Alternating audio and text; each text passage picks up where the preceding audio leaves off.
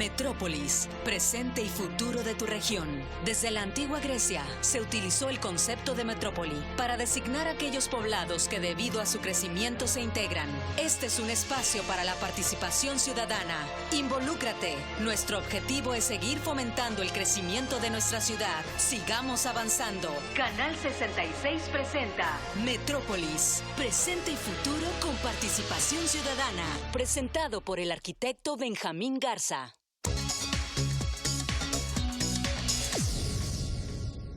Bienvenidos a Metrópolis, presente y futuro con participación ciudadana. Y bien, el día de hoy tenemos un interesantísimo tema que hemos investigado y preparado para todos ustedes. En lo que es los esquemas de la democracia en nuestro país, pues hay varios análisis interesantes y usted sabe muy bien que Metrópolis da la versión de la derecha, la versión de la izquierda y también la de en medio, en donde pensamos estratégicamente que esa quizás sea la mejor, en donde los equilibrios pueden presentarse de varias formas y pues esto que tiene que ver con el cambio. Y pues estudiando los esquemas actuales, pues nos dimos a la tarea de generar una investigación y también una lista de entrevistas. Y en ella resalta un personaje sumamente importante al cual tuvimos el honor de haberlo entrevistado en su casa, en su casa precisamente en el puerto de Ensenada. Y estamos hablando del licenciado Ernesto Rufo Appel, un personaje que inicia el cambio después de 70 años de hegemonía partidista por el PRI. En aquel momento pues ya veíamos las circunstancias críticas y también el cansancio de una población que busca un cambio. Y pues es así como llegamos a poder tomar esta entrevista por este gran personaje, el cual pues vamos a presentar a ustedes en unos minutos, pero antes de ello estoy dando la introducción, en donde este personaje, que es uno de los más importantes y de mayor relevancia en la política mexicana, pues hace aparición allá por los años 80 del siglo pasado. En aquel entonces, pues fue este personaje el primero que genera un cambio y que hace precisamente ese liderazgo para hacer el andamiaje para una mejor economía y también para esa muy deseada democracia mexicana. Y precisamente Rufo Appel, en aquel gran esfuerzo que hace y después de ese gran trabajo que había sido antes de su proceso electoral, ven cómo el pueblo de Ensenada se lo premia. Y es ahí donde empieza la estrategia, de manera regional y pues avanzando precisamente la oposición con las elecciones locales. Y ese fue el primer caso para Ernesto Rufo Appel en Ensenada como alcalde de aquella ciudad. Y usted va a ver en unos minutos más cómo describe a detalle todas estas grandes experiencias y el por qué y cómo se dieron. También debo comentar que este gran trabajo rompe con ese esquema que un solo partido tenía la decisión de todo lo que sucedía en México. Pero a partir de aquel entonces, en la creación del Instituto Estatal Electoral, lo cual permite una gran transparencia en un ente independiente completamente de los gobiernos, genera el cambio. Ese modelo es lo que fue un día, lo que es el Instituto Nacional Electoral. Se copia la fórmula a nivel nacional, se credencializa a la población y es hasta entonces en donde el gobierno ya no tenía el control de las elecciones. Y pues vemos que estas prácticas pues nos llevaron a mejorar sustancialmente la vida de los mexicanos. Usted lo ve, cómo vivían nuestros padres, nuestros abuelos, y pues los esquemas que hoy en día tenemos con una gran diferencia en lo que era aquella economía y la que tenemos hoy en día. Y este programa va dedicado para aquellos que no vivieron aquella anécdota, aquel cambio en los poderes en nuestro país. Y bien, vamos a iniciar con esta entrevista en donde tenemos el gran orgullo de haber sido recibidos en la casa del exgobernador Ernesto Rufo Apel en Ensenada, Baja California. Pues estamos en la casa del licenciado Ernesto Rufo Apel. Le agradecemos mucho, licenciado, que nos haya recibido aquí en su casa, ¿verdad? Esto para nosotros es un gran significado, ¿no? El que haya abierto usted la transparencia de estar aquí con usted. Muchas gracias, Benjamín. Pues con mucho gusto. Muy bien, no, pues primero que nada, pues hacer aquella remembranza del finales de los 80s cuando me toca conocerlo. A mí me toca conocerlo usted no me vio, pero yo recuerdo aquel día en la cafetería del Hotel Calafia, ¿verdad? En donde usted estaba a nuestras espaldas en un booth y alguna noticia había recibido que se sienta, para sentarse gira y voltea hacia donde estábamos nosotros y le veo la impresión de su cara de alegría y dije, esto significa algo muy bueno para Baja California. Ajá. Y esa no se me olvida, licenciado.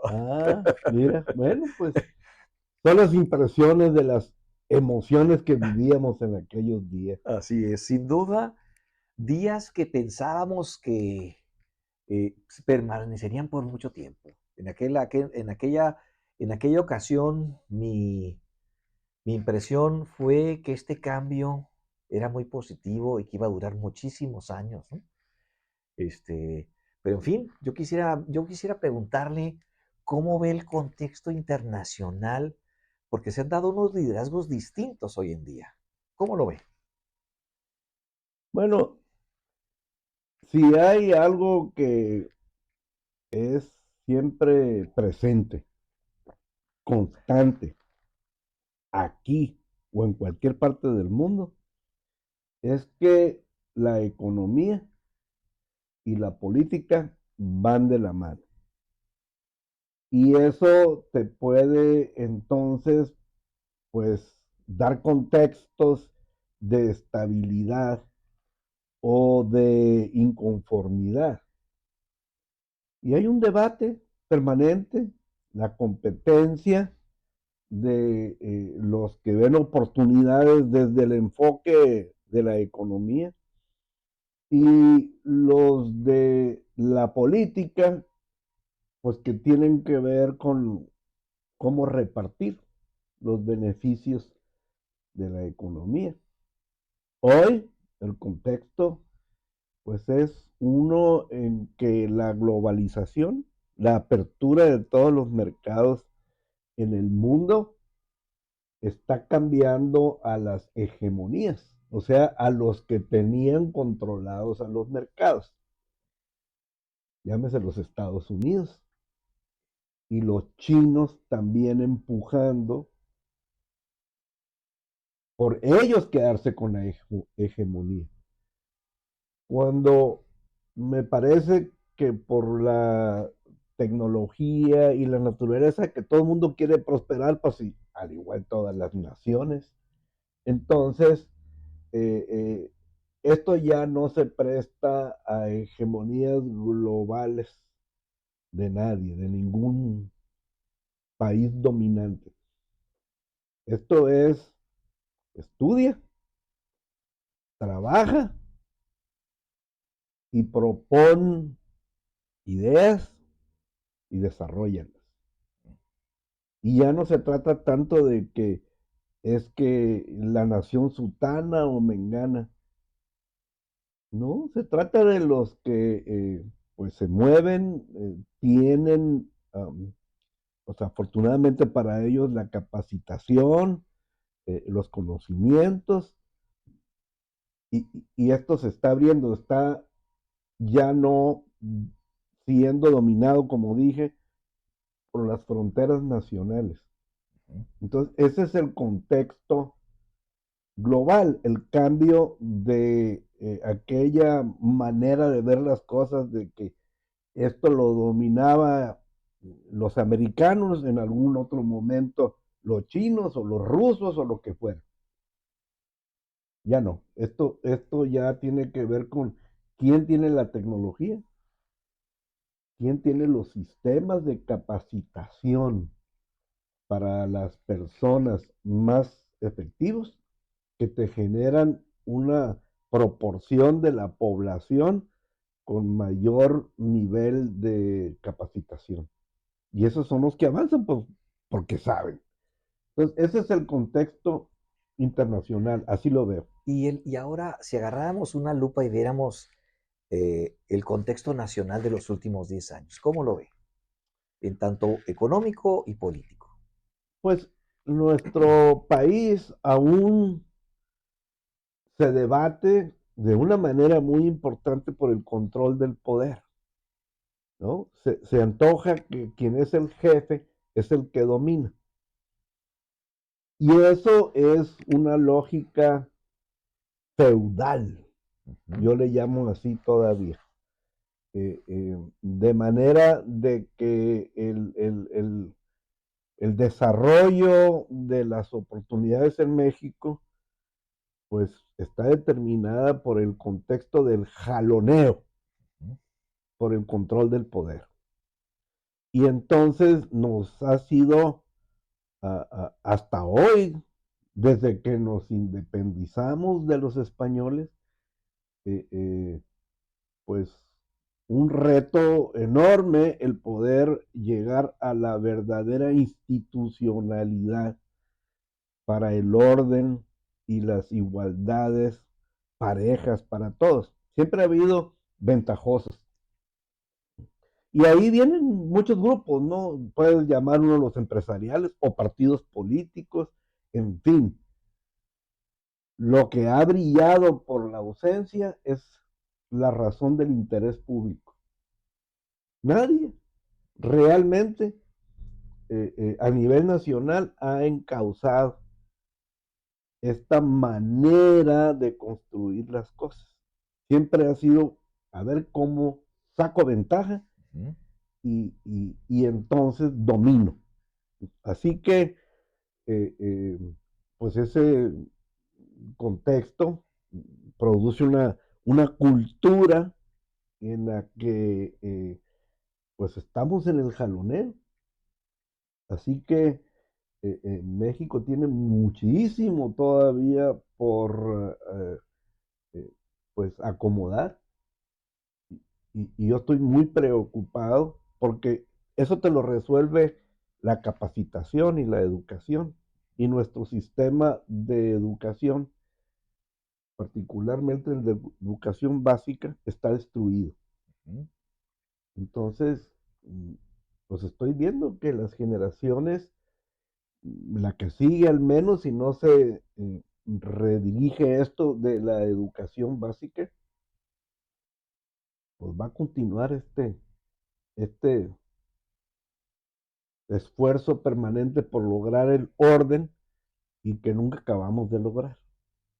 Y ahora, a usted le tocó un contexto eh, en donde pues le tocó ser el primer gobernador de oposición en nuestro país, en donde pues aquel PRI que había sido controlador, autoritario y que pues si bien es cierto tenía algunas reglas hacia su interior como la no reelección y algunas otras herramientas que trataban de cuidar un poco el, aquellos esquemas del porfiriato, etcétera, pues vemos cómo Baja California genera un gran cambio. Yo quisiera que nos platicara cuál fue el contexto de aquel Baja California y cuáles eran los esquemas que tuvieron fertilidad para poderlo lograr, porque el tema de la indiferencia y el no me importa, a veces se pudiera pensar que se repite en todo el país, pero Baja California es diferente.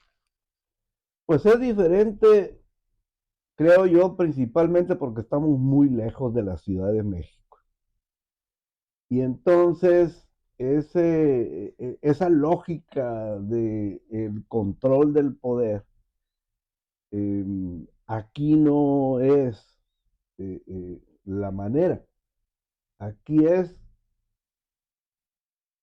o te ayudas unos con otros, te preparas, te capacitas y vamos empujando juntos. Yo digo que es porque también habemos menos gente en el norte, ¿no? y es como en los ranchos, que llega alguien y la algarabía, todo el mundo quiere platicar y saludar y a ver qué novedades trae el que viene. Y allá en el centro del país ya no quiere saber quién viene, es demasiada competencia. Entonces son actitudes distintas. Luego Baja California, pues es un estado que con los años se ha ido formando, claro, pero es un estado de migrantes. En el año de 1900, aquí éramos 5,000, estaba despoblado. Entonces, bueno, ya han pasado 125 años y pues ya somos casi 5 millones de habitantes. Pero hay muchos que ya tienen muchos años aquí, pero casi todos llegaron de fuera. Ujú. Es más, los antecedentes de mi familia pues, son de fuera, son de los 1860 por ahí, pero vinieron de otra parte. Esto estaba despoblado. Entonces, es como un crisol, Ujú. donde hay muchas maneras, muchas formas, muchos estilos. Y, y aquí como los que llegan, pues llegan primero rechazando de donde vienen, porque los expulsó de alguna forma. Entonces quieren algo nuevo y vienen dispuestos a trabajar y sobre todo a cambiar. Entonces como que se forma una personalidad nueva. Y como habemos de tantos lugares, pues ninguna manera o estilo alcanza a dominar, se crea el propio. Y indudablemente, pues de vecinos con los americanos, donde vamos y venimos y a veces duramos una temporada larga de aquel lado y aprendes muchas cosas y, y, y luego regresas y hay toda esa influencia cultural que es otra manera, la americana. Luego nosotros llevamos nuestra manera para allá, ¿no? Les damos cierto folclore a ellos también que pues son muy cuadrados. Y eso entonces viene a ser Baja California. Así ah, que haya sido el primer estado que avanza por encima del modelo del PRI, pues es de entenderse por qué pasó. Eh, eh, creo que éramos pues algo así como los rebeldes del norte. No es que queramos ser rebeldes. Lo que sucede es que luchas y, y no estás sujeto al dominio de esas formas políticas de gobiernos o de grupos empresariales aquí, si te mueves, sales adelante. Y eso da una actitud distinta. Eso yo creo que fue el antecedente a lo que pasó cuando yo aparecí, ¿no? Pero yo aparezco en la época en la que la crisis de el manejo gubernamental del poder de los 80 que había provocado devaluaciones y venían cuestiones como lo desde 1968 de los estudiantes, ya el modelo priista, que era el de está dando lata, pues tírale con un hueso y súbelo. Pero se agotó el método porque no había dinero que alcanzara a ser sostenible esa manera de resolver la política. Se llenó el gobierno y, y, y empezó a haber esos reclamos y jaloneos y el norte, las maquiladoras, la historia desde 1900 de Baja California, este, la época de la prohibición del alcohol en Estados Unidos, que de repente produjo aquí casinos y hoteles.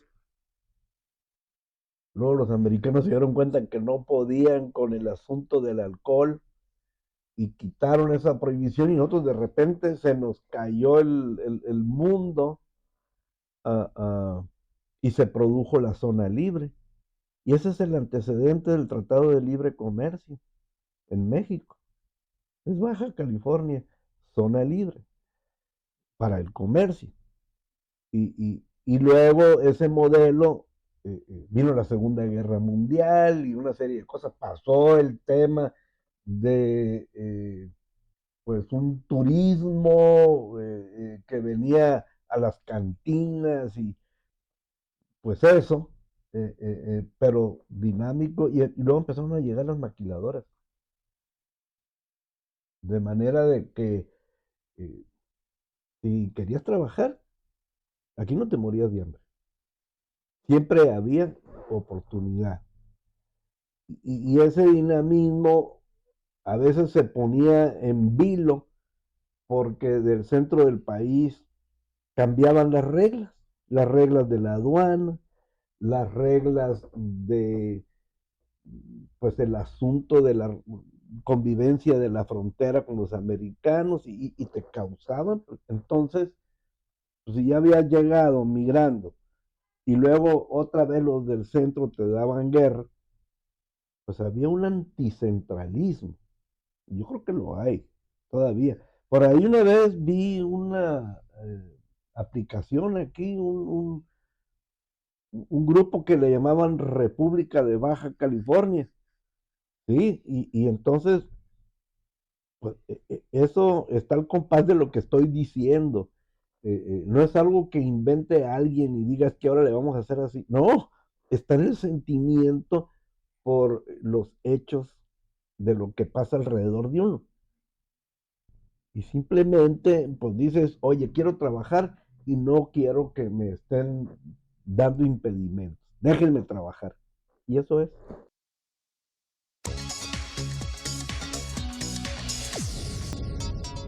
Pues muy interesante y gran resumen de lo que es el perfil del baja californiano, ¿verdad?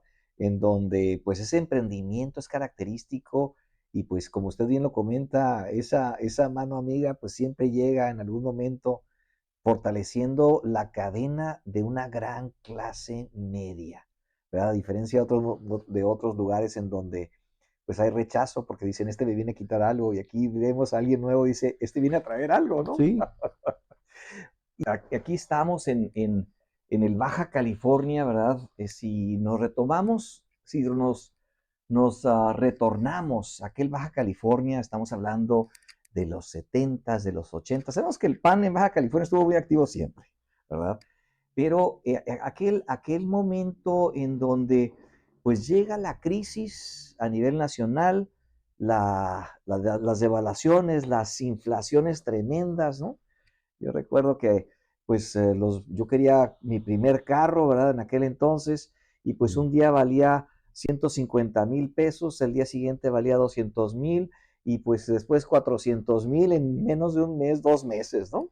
Me recuerdo aquella crisis fuertísima en donde pues de alguna manera Baja California subsiste precisamente por lo que usted comenta, aquel ingreso de Estados Unidos y aquella alianza que teníamos comercial en aquella famosísima zona libre que nos permitió pues tener ese beneficio a diferencia de muchos otros estados.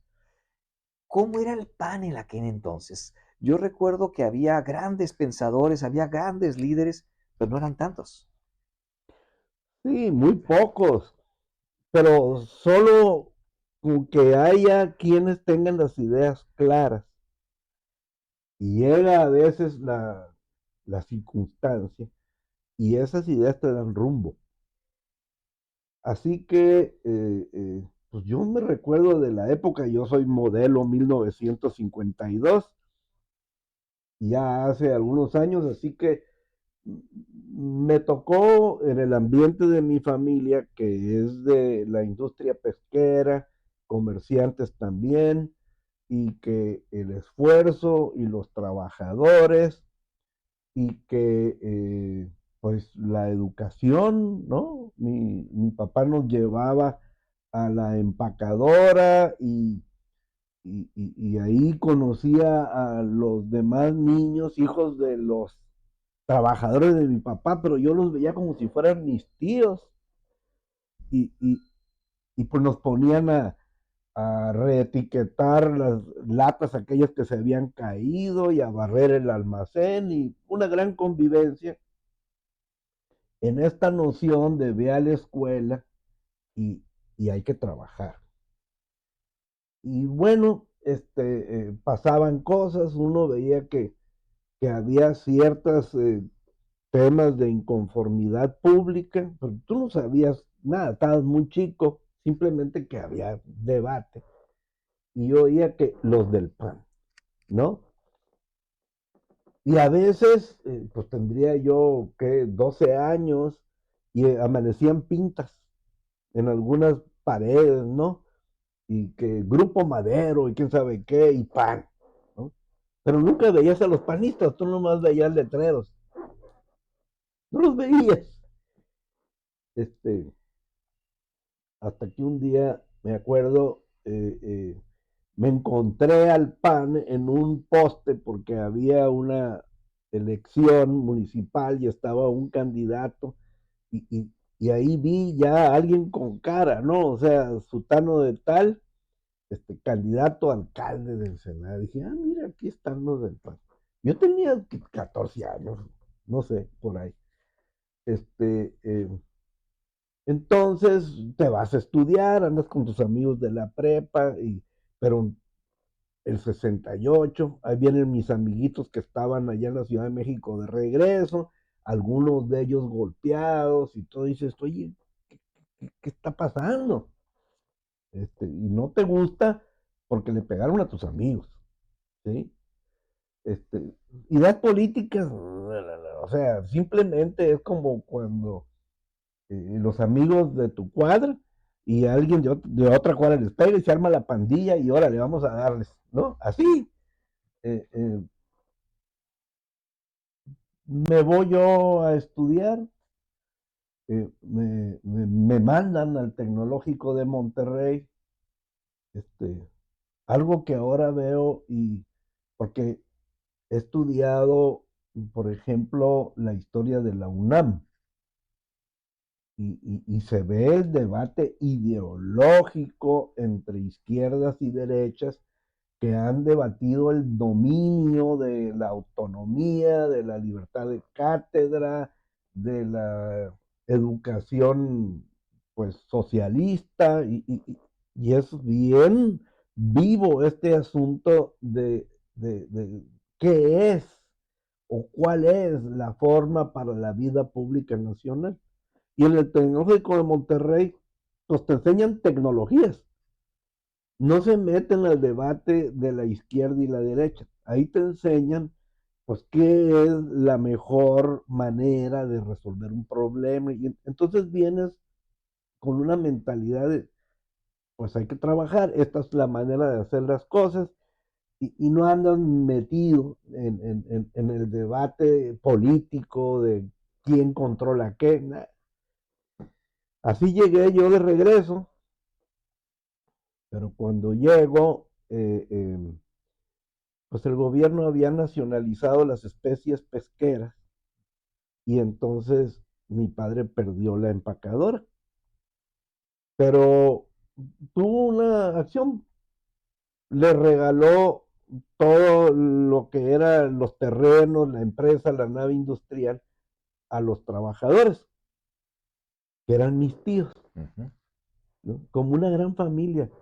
Entonces, pues no dolió eso, pero sí el que algo que estaba funcionando muy bien, entonces, pues vino un replanteamiento político, porque la razón era para darle las concesiones a las cooperativas pesqueras, cosa que pues está muy bien.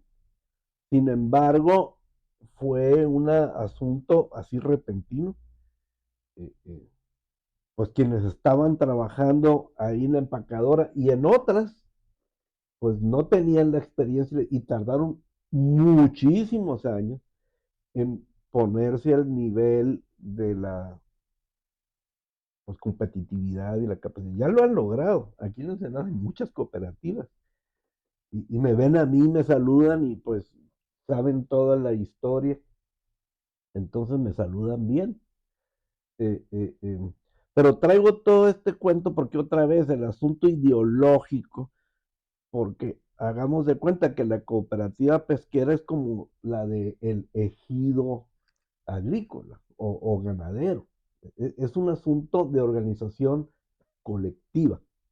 Entonces, hay un asunto definitivamente de visión de pues los intereses de la clase obrera o trabajadora, que los políticos se meten en el debate y causan este tipo de asuntos de inestabilidad en la continuidad, en la certidumbre, en la capacitación, sino que te meten intereses de voluntad política. Y pues lo pueden llamar de muchas maneras, pero en el fondo es la lucha de clases, que es lo que está pasando ahorita, ¿no? El antagonismo que ha producido Morena está animado por la teoría marxista de la lucha de clases. No más que nos la vistan de muchas maneras, pero el fondo es ese. Entonces la política nos ha causado muchos problemas. Así que me preguntas cómo era el PAN. Bueno, el PAN estaba en estas ideas de, de institucionalidad, de unidad, de democracia. Y de una manera muy interesante, ahora que leía esto de la UNAM, resulta que uno de las cabezas por el asunto de la institucionalidad desde la libertad de cátedra fue Manuel Gómez Morín, fundador del PAN, y lo hizo en 1939, después de la Guerra Cristera y de estos debates. Entonces, hay muchísima historia eh, eh, muy interesante, pero también del debate ideológico, ¿no? Y yo que estaba acostumbrado al tecnológico de Monterrey, oye, pues esta es la máquina que va aquí y tienes que tener esta eficiencia en la logística de los barcos y que las calderas y creciendo la empresa, pero empiezan las devaluaciones y bla, bla. Entonces, a mí me empezaron la empresa a mandar que, oye, pues vete de representante de la empresa a la Cámara de Comercio, a la Canacintra, ve a la Coparmex y al rato yo que ya era secretario y miembro del consejo y presidente de la Coparmex, todo por hablantín, ¿no? Porque me gustaba dar la opinión y muchos decían, ah, pues ahí está Rufo, pues a ver, aviéntalo, ¿no? A ver qué dice y yo, pues que me encanta. Pues ahí me metía en berenjenales y empecé pues, a darme a notar. Yo no estaba buscando cuestión de elecciones ni nada por el estilo. Querés que el gobierno se corrigiera y lo decía. Y, y, y el PAN estaba muy chiquito, eran muy pocas personas. Pero pues eran los valientes que yo veía que desde niño existían, pero no se veían. Y entonces pues, buscaba yo organización. Una vez estuve en una de las asambleas nacionales de la Coparmex y, y yo quería que hubiera un presidente nacional de Coparmex fuerte, ¿no? Que enfrentara al gobierno. Y decía muy bonitos discursos. Y por lo general, pues tenían razón, me convencían, yo estaba ahí. Pero en una de las asambleas, por elegir al nuevo presidente de Coparmex, pues yo dije, yo ya quiero aquí batalla, ¿no? Así que me puse a convencer a otros centros empresariales de Coparmex, que en aquel entonces era como en 1982, 83, ya eran 43 centros empresariales y hombre, pues al ratito ya llevaba convencidos a 17 en 25 minutos. Entonces, había esta inquietud, pero me llega el representante de la Comisión Electoral de la Coparmex y me dice, oiga, joven Rufo, a ver, ¿cómo que joven? Sí, estaba muy joven, ¿no? Pero ya como que te dicen, bájale, ¿no?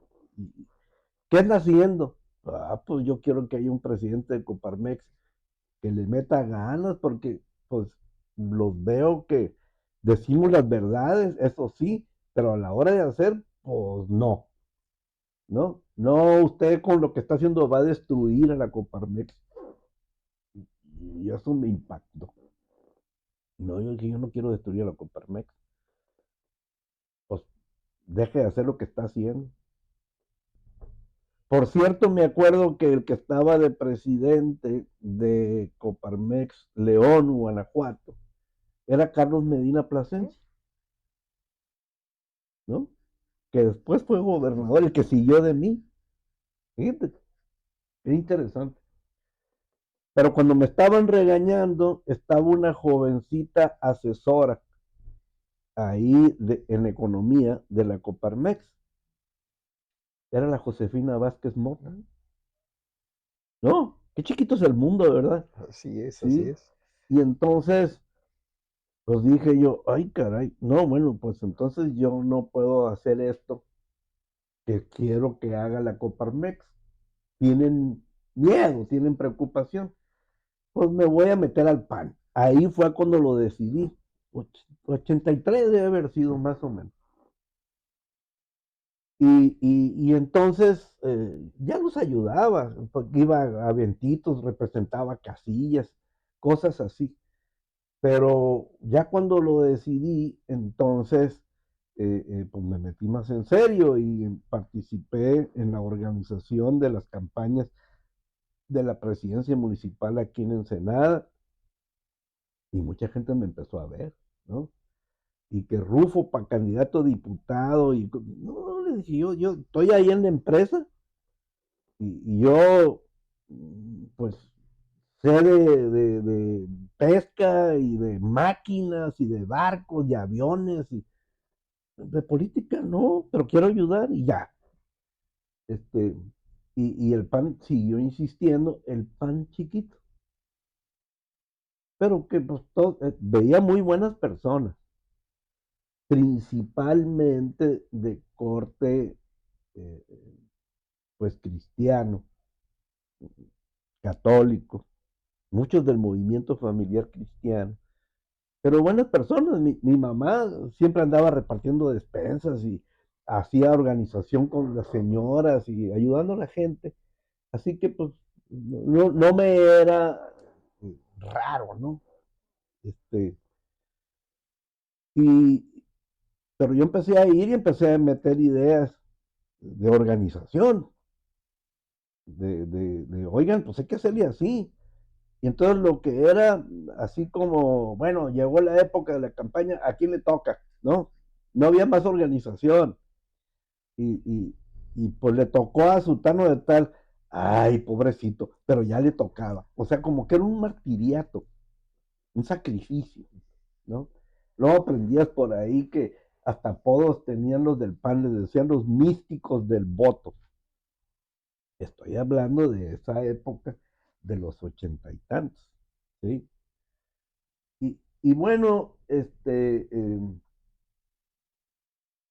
estaba yo de director general de la empresa ya y había fricción entre los inversionistas porque la mitad eran americanos y la mitad eran mexicanos de Monterrey y eran estilos distintos, ¿no? Y yo era el director general y me daba cuenta quién hacían marrulladas y todo, y pues yo lo tenía que informar a, a la asamblea de los accionistas.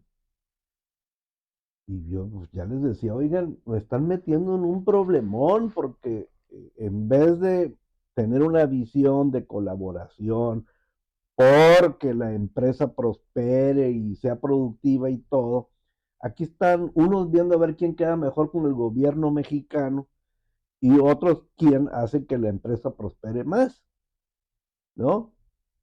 Y unos eran los gringos y otros eran los mexicanos, ¿no? Así que,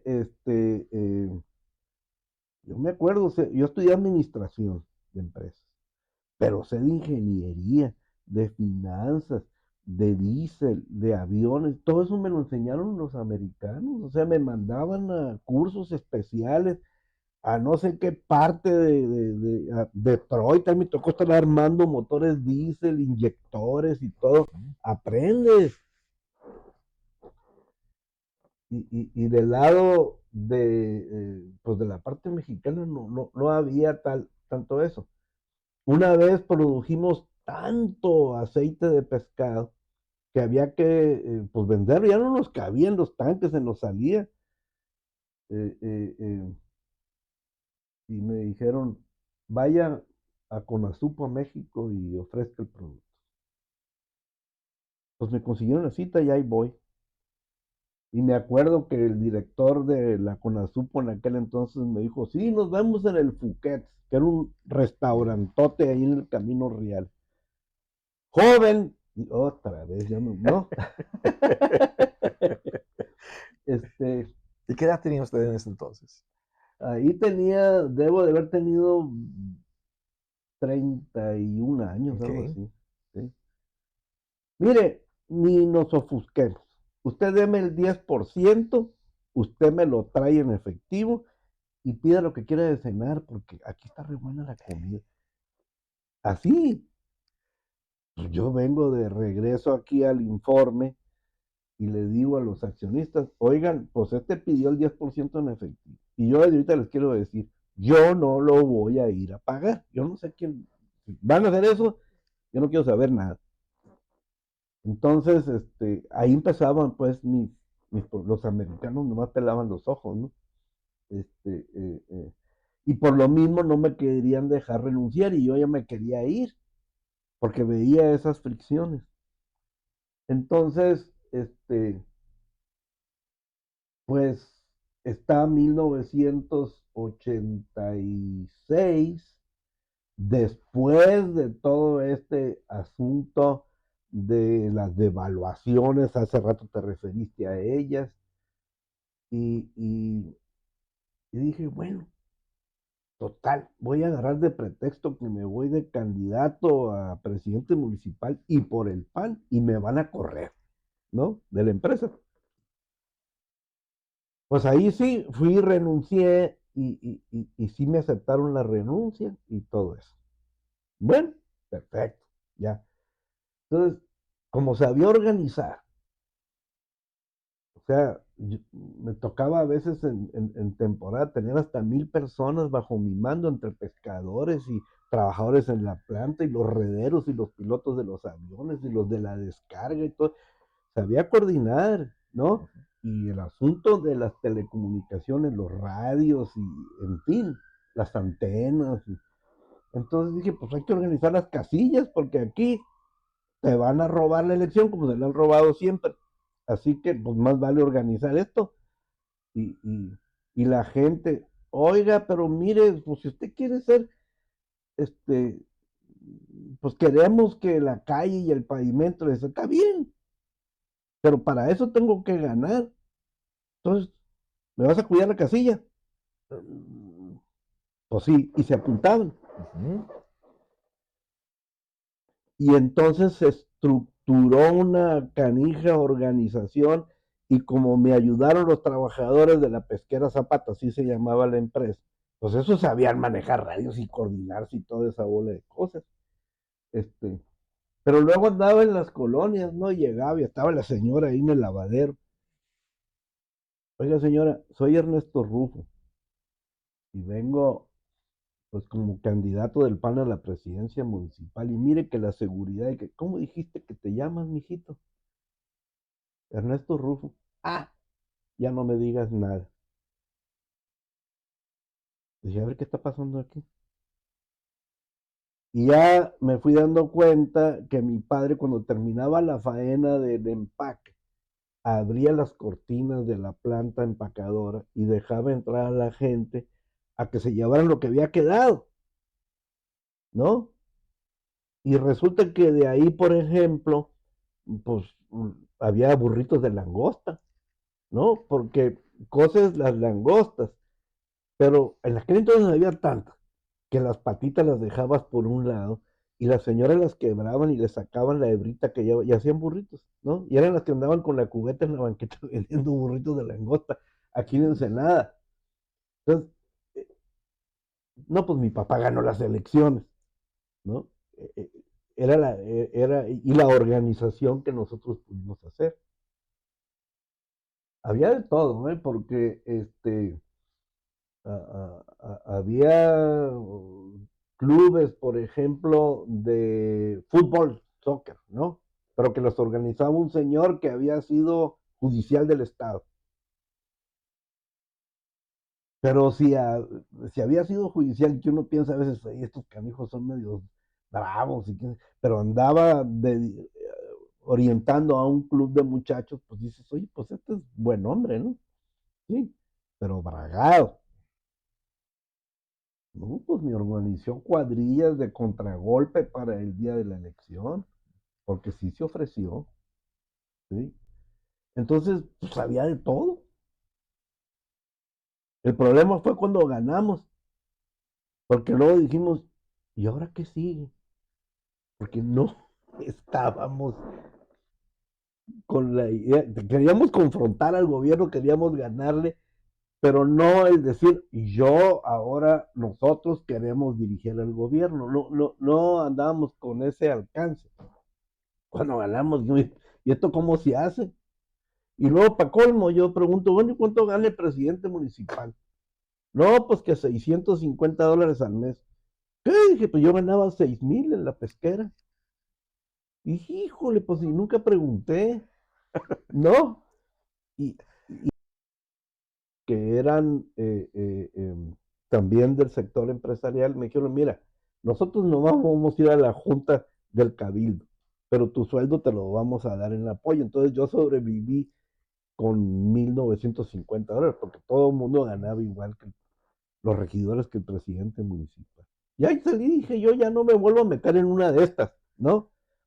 Todavía más porque cuando salía del ayuntamiento y volteaba a un lado para ver si venía carro, me tronaba el cuello aquí, de lo tenso, de lo cansado, de que no hay suficiente, hay mucha necesidad.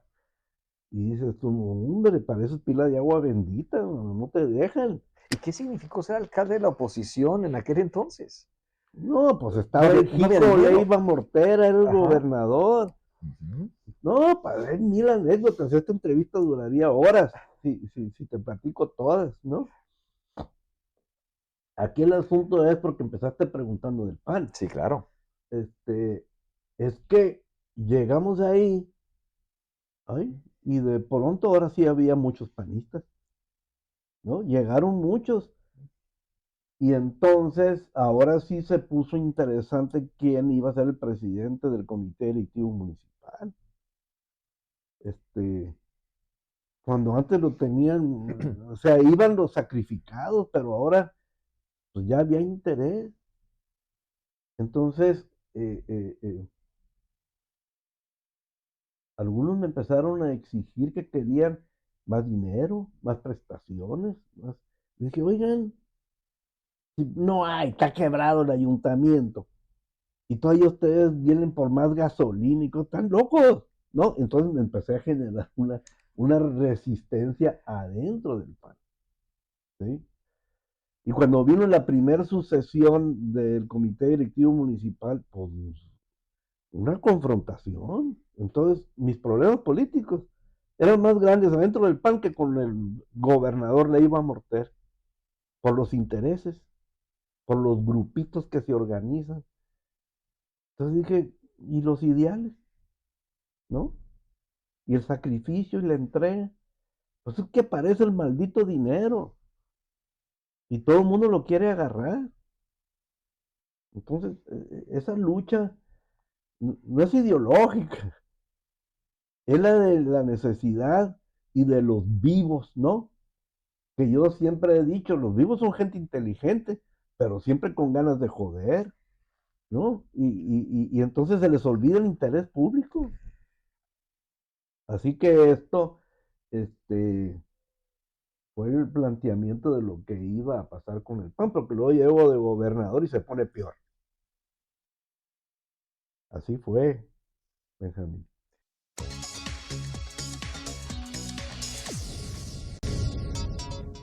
Bueno, pues regresamos después de esta entrevista importante, la cual tuvimos ese gran orgullo, como decíamos al inicio del programa, de haber sido recibidos en la casa del exgobernador Ernesto Rufo Appel en Ensenada. Una característica singular, un vehículo de bajo cilindraje operado por el propio exgobernador. También usted vio las fotografías, vio el escenario de esa casa, en donde representa todo lo que es el personaje. Cada rincón y cada mesa tiene un detalle que hace un recuerdo a todas aquellas anécdotas que nos ha platicado. Y también pues los invitamos para que la próxima semana esté aquí con nosotros, en donde veremos 3 temas importantes de esta entrevista. También lo que es el rumbo de la política mexicana. El segundo punto que nos comenta es cuál ha sido la experiencia en su paso por el PAN y también cuáles son los principales riesgos que enfrenta la democracia mexicana en este momento. Acompáñenos la siguiente semana. Y bien, no nos queda más que despedirnos y vernos la próxima semana en ese importante programa aquí en Metrópolis, Presente y Futuro con Participación Ciudadana. Hasta la próxima.